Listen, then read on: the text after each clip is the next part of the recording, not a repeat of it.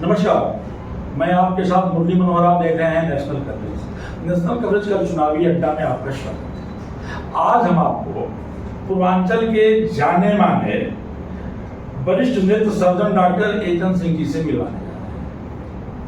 Doctor HN Singh ji Purvanchal के वरिष्ठ नेत्र सर्जन हैं, साथ ही में भारतीय जनता पार्टी के प्रदेश कार्य समिति के सदस्य हैं। चिकित्सा क्षेत्र के सबसे बड़े संस्था मेडिकल काउंसिलिंग उत्तर प्रदेश के सदस्य भी हैं। इतना ही नहीं, पूर्व में आईएमए उत्तर प्रदेश के प्रदेश उपाध्यक्ष तथा मऊ आईएमए एवं नर्सिंग होम एसोसिएशन के अध्यक्ष के साथ अनेक पदों पर रह चुके हैं। हम थोड़ी सी चर्चा करेंगे। सबसे पहले मेडिकल क्षेत्र। हम आपकी जानकारी के लिए बताते हैं कि जब भी मऊ, गाजीपुर, आजमगढ़, बलिया के नेत्र के संबंधित कोई भी मरीज बाहर जाता है तो जितने भी बड़े चिकित्सक हैं, चाहे वो हैदराबाद हो, चाहे सीतापुर आंख हॉस्पिटल हो, चाहे गोरखपुर राज आई हॉस्पिटल हो, वहां के बड़े डॉक्टर एक बार जरूर पूछते हैं कि अगर आप पूर्वांचल से आए हैं तो मऊ में डॉक्टर एचएन सिंह जी से परामर्श लिया कि नहीं। ऐसा मानना है, ऐसा तमाम मरीजों ने मुझसे भी कहा है कि नेत्र के मामले में डॉक्टर एचएन सिंह जी का कोई जवाब नहीं है। साथ ही डॉक्टर एचएन सिंह जी जो है भारतीय जनता पार्टी उत्तर प्रदेश कार्य समिति के सदस्य भी हैं, सेवानिवृत्त हो चुके हैं। सेवानिवृत्त होने के बाद मऊ जनपद में एक बहुत बड़ा जो है Pratibha maternity and eye research centre की भी स्थापना आपने किया है। राजनीति के साथ अनवरत अपने चिकित्सा क्षेत्र में भी लोगों की सेवा करते रहते हैं। समय समय पर कैंप लगवाना, निःशुल्क लोगों की आंखों का जांच कराना, निःशुल्क लोगों का ऑपरेशन करना, उनको दवाइयां देना, ये डॉक्टर साहब के जीवन में मुझे लगता है कि शुमार हो चुका है। महीने में कम से कम 5 से 6 दिन समाज सेवा की दृष्टि से आप जनपद के विभिन्न क्षेत्रों में घूम घूम करके अपने संसाधन से तमाम गरीब मरीजों को देखने का काम भी आप करते हैं। तो आइए हम आपसे बातचीत करते हैं। आज हमारी चर्चा सिर्फ जो है चुनाव को लेकर, चिकित्सा क्षेत्र की भी चर्चा हम कभी कर लेंगे, बीच बीच में हम सामाजिक सेवा की भी बात डॉक्टर साहब से कर लेंगे, लेकिन हमारी जो चर्चा आज होगी वह शुद्ध रूप से राजनीति को लेकर के होगी। 2024 के लोकसभा की चुनाव की तिथि अब एकदम नजदीक आ गई है। अंतिम चरण के नामांकन का डेट भी 14 तारीख को खत्म हो गया और 1 जून को चुनाव होना है 70 घोषी लोकसभा में। डॉक्टर साहब 19 के चुनाव में घोषी लोकसभा के भारतीय जनता पार्टी के प्रभारी भी रह चुके हैं। आपका नेशनल कवरेज में बहुत बहुत स्वागत है। धन्यवाद।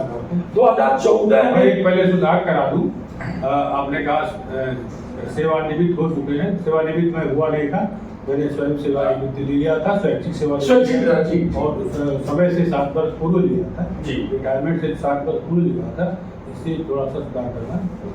ठीक है, धन्यवाद। हमको जानकारी ये थी कि आपने जो है रिटायरमेंट ले लिया है, लेकिन आपने स्वैच्छिक सेवा जो है निवृत्ति आपने 2014 में पहली बार जो है बीजेपी ने यहाँ खाता। 2014 के पहले ये कम्युनिस्ट और कांग्रेस का गढ़ माना जाता था। करुणानाथ राय यहाँ एक बार दिल्ली में चुनाव लड़ करके जीते थे और एक बार समता पार्टी से भी जीते थे, लेकिन वो करुणानाथ राय का व्यक्तित्व था। ये कम्युनिस्ट और कांग्रेस का गढ़ माना गया। 14 में मोदी लहर में पहली बार आप लोगों ने खाता खोला। 19 में सपा बसपा के गठबंधन में भारतीय जनता पार्टी के निवर्तमान सांसद रहे हरिनारायण राजभर जी चुनाव जीत गए। 2024 में आप लोग कैसे फेस करते हैं? 2024 में हम पूरी तरह से पूर्ण बहुमत के साथ बहुत ज्यादा बंपर वोटों से हम चुनाव जीत रहे हैं, क्योंकि 2019 में सपा और बसपा का गठबंधन हुआ था और हमारा प्रत्याशी पिछली 14 के मुकाबले 75,000 से ज्यादा वोट ज्यादा पाया था। इसके बाद भी हारा। हमारा परफॉर्मेंस खराब नहीं था, लेकिन गठबंधन था, कई कारणों से उसमें हम चुनाव हार गए। लेकिन इस बार आप सब समझ रहे हैं और पूरी जनता समझ रही है कि कांग्रेस और सपा का गठबंधन है, लेकिन कांग्रेस समाप्तराय है, सपा भी यहाँ से समाप्तराय हुई है और आज हमारा गठबंधन अखिल भारतीय स्वदेशी पार्टी से भी है, उसका भी हमें फायदा मिलेगा और हम पूरी बहुमत के साथ जीतेंगे। लेकिन कार्यकर्ताओं में बड़ी नाराजगी देखने को मिल रही है ओम प्रकाश राजभर को लेकर के, कैसे आप लोग मना पाएंगे? वो हमारा अंदरूनी मामला है, कार्यकर्ताओं की पीड़ाएं वाजिब है और उन पीड़ाओं को पार्टी स्तर पर दूर किया जा रहा है। और मेरा और पार्टी का एक मत है कि आज हमारा गठबंधन सोच समझ के किया गया, जिसके तहत बड़े लक्ष्य को देख के किया गया और उस बड़े लक्ष्य में थोड़ी बहुत किसी को पीड़ा किसी को फायदा होता है, उसको ध्यान में रखते हुए ये गठबंधन सही है। और इसके तहत सभी कार्यकर्ता सभी नेता सभी के पास जाएंगे, जनता के पास जाएंगे और हम निश्चित रूप से, मेरा पूरा विश्वास है कि हम ये डैमेज कंट्रोल करने के लिए यहाँ जो है ब्रजेश पाठक जी उप मुख्यमंत्री, केशव मौर्य जी उप मुख्यमंत्री, यहाँ तक कि नामांकन के दिन जो है भूपेश चौधरी जी जो आपके प्रदेश अध्यक्ष हैं वो भी आए, तो आपको क्या लगता है कि डैमेज कंट्रोल हो गया है? नहीं, डैमेज कंट्रोल सब मत कहिए। हमारी पार्टी का ये सिद्धांत है कि हम कोई भी चुनाव हल्के में नहीं लड़ते।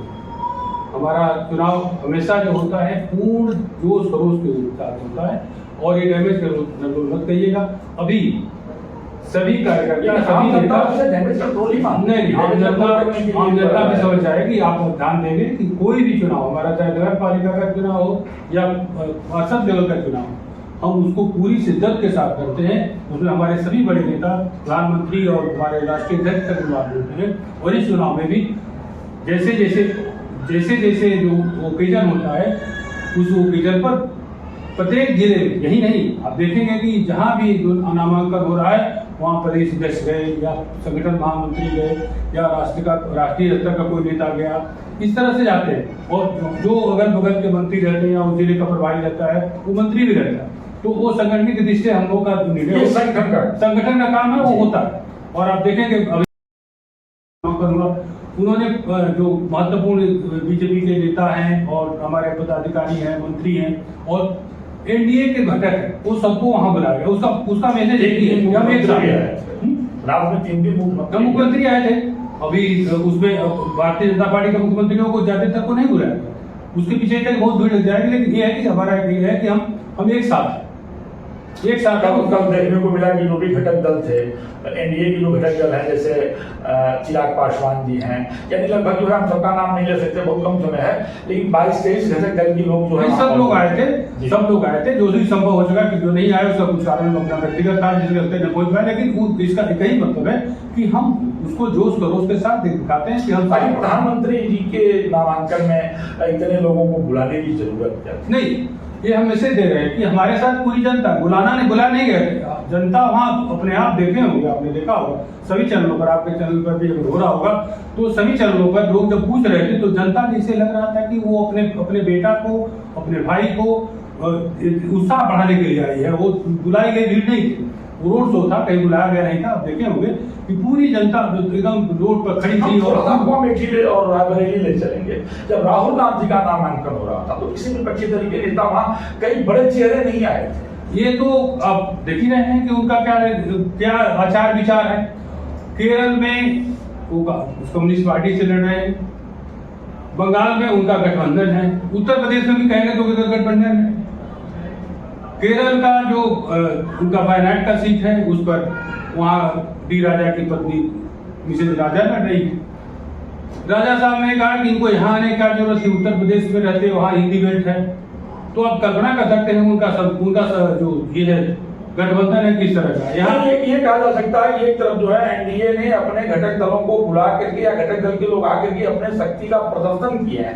राजनीति में चर्चा पर चर्चा दोनों बड़ी तेजी से नहीं, ये सोचना गलत है। आप देखेंगे कि पिछला लोकसभा भी हमने पूर्ण बहुमत से जीता था। अगर चाहते तो अकेले हमारी सरकार बन सकती थी। 14 में भी वही हालत हुई थी। उत्तर प्रदेश में भी आपने देखा कि गठबंधन जिससे हुआ था उनको हम लोगों ने मंत्रिमंडल में शामिल किया, केंद्र में भी हमने मंत्रिमंडल में शामिल किया। दोनों बार जितनी बार हम रहते हैं आप ध्यान देंगे कि हमने गठबंधन के अपने साथियों को कभी छोड़ा नहीं, वो छोड़ रहे हैं अपना विशेष कारण दिखाते हैं। जी, आप भारतीय जनता पार्टी के महत्वपूर्ण पदों पर रह चुके हैं, बड़ी जिम्मेदारियां भी आपको दी गई हैं, आपको चुनाव लड़ने और लड़ाने तक की भी जिम्मेदारी दी जा चुकी है। इस सारी चीजों को आप फेस कैसे करते हैं? जब भी आपको जिम्मेदारी दी जाती है, बड़ी जिम्मेदारी दी जाती है, नहीं, और हमको फेस करने में किसी दिक्कत नहीं होती है कि हमको छोटे कार्यकर्ता से लेकर के राष्ट्रीय अध्यक्ष सब हमें सहयोग देते हैं, हमें कहीं भी कोई प्रॉब्लम नहीं होती है। किसी तरह की कोई जरूरत होती है तो हम अपने ऊपर से या उसके बगल वाले से, वो आदमी और ऊपर से, मतलब हमारा एक चेन है जिससे कोई छोटा कार्यकर्ता भी अगर कोई काम ले रहा है तो उसको कोई असुविधा नहीं होती है, बड़ी शिद्दत के साथ वो काम करते हैं। आप कभी भी किसी हमारे संगठन के कार्य में जाएंगे तो आपको लगेगा कि इतना बड़ा सा कार्य कैसे हो गया। इसलिए आप उसके लिए चिंता न करें कि हमको कोई ऐसा कार्य मिल जाएगा तो हम घबराहट में चले जाएंगे, हमको नर्वस हो जाएंगे, ऐसा कुछ अच्छी दौर में देखा गया। राजनीति के साथ आप अपने प्रैक्टिस नहीं हुए, अलग नहीं हुए। जो आपका मूल काम है, सर्जरी करना, आंख देखना, मरीजों को ठीक है, उससे आप कभी विमुख नहीं हुए और राजनीतिक कार्यों में भी कभी बाधा नहीं उत्पन्न। नहीं, आदमी दोनों कार्यों में कभी आपने बाधा नहीं उत्पन्न किया। आदमी को कभी भी खाली नहीं होना चाहिए। राजनीति 24 घंटा की चीज है, ये सही बात है। लेकिन राजनीति के साथ जो कि मेरा स्किल रहा है, मेरा काम करने का ढंग रहता है, मैंने चिकित्सा सेवा में अपने विभाग में काम किया है, तो मेरे द्वारा व्यक्तिगत रूप से बहुत से लोग लाभान्वित होते हैं, बहुत फायदा होता है लोगों को। अगर कोई मरीज आया और हमारी दवा से, हमारे ऑपरेशन से अगर ठीक हो गया तो निश्चित रूप से वो तो दुआ देता ही है, हमें बहुत संतोष मिलता है। क्योंकि मेरा जो प्रथम कार्य है वही है। हम चूंकि राजनीति में हैं तो राजनीतिक कार्य भी कर रहे हैं और राजनीति का अलग क्षेत्र है, राजनीति के द्वारा हम और भी काम करते हैं जिससे कि जनता का, समाज का भला, तो उसमें कोई दिक्कत नहीं है। दोनों में कोई सामंजस्य निकालने में कोई समस्या नहीं। अंतिम सवाल पूछेंगे और 30 सेकंड में हम आपसे जानकारी लेना चाहेंगे। जितना बड़ा चेहरा होता है उतना बड़ा तनाव होता है। कुर्सी में दोनों चेहरे बहुत बड़े हैं। राजू राय भी बहुत बड़े नेता हैं, पार्टी के प्रवक्ता हैं, राष्ट्रीय सचिव हैं, और अरविंद भी जो है अपने दल के राष्ट्रीय जो है प्रवक्ता है, महासचिव हैं, संस्थापक सदस्य भी हैं। तो दोनों चेहरे बहुत बड़े हैं। उनके पिताजी जो है इस समय वर्तमान में जो है उत्तर प्रदेश सरकार में मंत्री भी हैं, पंचायती राज मंत्री भी हैं। तो कार्यकर्ताओं को भी बड़ा तनाव होगा, चेहरा बड़ा है तो तनाव भी बड़ा होगा, इसलिए कि प्रतिष्ठापक सिर्फ बनती जा रही है कुर्सी। नहीं, कार्यकर्ताओं को कोई तनाव नहीं है। बड़ी सहज ढंग से वो क्षेत्र में जाते हैं अपने प्रत्याशी का। सबसे बड़ा चीज तो यह है कि हमारे सामने एक ऊंचा लक्ष्य, जिसमें देश के प्रधानमंत्री हैं, पूरे विश्व में जिनकी चर्चा है, होती है, और पूरा विश्व मानता है कि मोदी जी ही किसी बड़ी समस्या का समाधान है। आप देखे हो कि अभी यूक्रेन और रूस का युद्ध चल रहा है, इजराइल और ये फिलिस्तीन का युद्ध चल रहा है, लेकिन दोनों जगहों से चारों बात, मतलब चारों देश की ये है, मतलब ये इशारा कर रहे हैं कि अगर समाधान कोई कर सकता है तो आदरणीय नरेंद्र मोदी जी कर सकते हैं, क्योंकि उनके पास ऐसा स्किल है हर कार्य को करने के लिए कि उसका कोई जवाब नहीं है। इसलिए वो भारत के लोग, हमारी पार्टी भी एक लक्ष्य लेके चल रहे हैं कि हमारा लोकल प्रत्याशी हो सकता है कि उसके प्रति लोगों का कुछ तकलीफ हो या उससे कुछ नाराजगी हो, लेकिन हमारा एक ही लक्ष्य है कि हमको जिताना है। नरेंद्र मोदी है, हमको अधिकतम 400 पार वाला जो नारा, यानी नाराजगी झलक नहीं, ये आपका कहना गलत है। हमारे यहाँ नाराजगी नहीं है, लोगों को थोड़ी सी बातें होती हैं, उसको आपस में बड़ा सा बैठ के निपटा दिया। इतना बड़ा दल है, उसमें लोग थोड़ा नाराज होते हैं, फिर मान जाते हैं। उनको भी पता है कि हम उसी, हमारा एक परिवार है, तो परिवार में खटपट होती रहती है, तो ठीक है, वो हो जाएगा। उनको पता है कि हम कहीं नहीं जाएंगे। और मान के चलिए कि 400, प्रधानमंत्री जी ने कहा 400 पार का नारा नहीं है, ये जनता का संकल्प है, जनता ने संकल्प लिया। अंतिम सवाल मैं पूछ रहा हूँ, प्रधानमंत्री ने कहा राहुल भी चुनाव हार रहे हैं, प्रियंका ने कहा वो ज्योतिषी होंगे, उनको पता होगा। नहीं, प्रधानमंत्री ने क्यों कहा? आज तक प्रधानमंत्री ने जो भी कहा वो सत्य हुआ। उन्होंने कहा कि ये बैराग जा रहे हैं, अमेठी नहीं लड़ेंगे, वो सत्य हुआ, वो चले गए छोड़ के।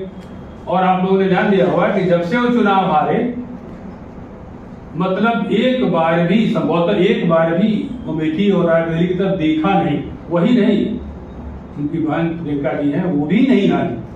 दुनिया जी की तबीयत खराब थी, ठीक है, लेकिन कोई हम नहीं समझ रहे हैं कि जो राष्ट्रीय स्तर का नेता बनते हो, प्रधानमंत्री के अपने को दावेदार सब कह रहा हो, और ये एक चुनाव हार जाने से इतना मतलब उस क्षेत्र की जनता के साथ एक तरह से मतलब क्रोध पैदा अपने दिमाग में करने की नहीं, वो जनता हमको हरा दी है, वो छोड़ के चला जाए, ऐसा तो नहीं होना चाहिए। आप इसको समझ सकते हैं। उसको आना चाहिए था, बार बार आना चाहिए था। आपने देखा होगा वो उन्हीं की सीट से, दूसरा उदाहरण नहीं दे रहा हूँ, उन्हीं की सीट से स्मृति ईरानी जी चुनाव हारी थी पिछला इलेक्शन 14 में, और वो पूरे के पूरे समय बना दिया। अंत में वहां की जनता ने उनको पूरा आशीर्वाद दिया और पूर्ण बहुमत जीती। इस बार भी जब से जीती है, हर महीने में 2 बार उनका दौरा होता है। उन्होंने अपना घर बनवा लिया, वहां हो गई, और आज की जनता वहां वाह वाह कर रही है कि हमारा सांसद और हमारी सरकार। तो स्वैच्छिक सेवानिवृत्ति लेने वाले डॉक्टर रेचल सिंह जी पूर्वांचल के जाने माने नेत्र सर्जन हैं। आपने इनको बड़े विस्तार से सुना। आपका स्पष्ट कहना था कि जो 400 पार का नारा है वह लक्ष्य मिलते हुए दिखाई दे रहा है। मुरली मनोहर के साथ खास रिपोर्ट बने रही है। मेरे साथ देखते रहिए।